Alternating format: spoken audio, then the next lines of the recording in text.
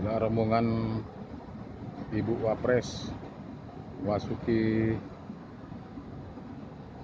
pendopo Gubernur Aceh.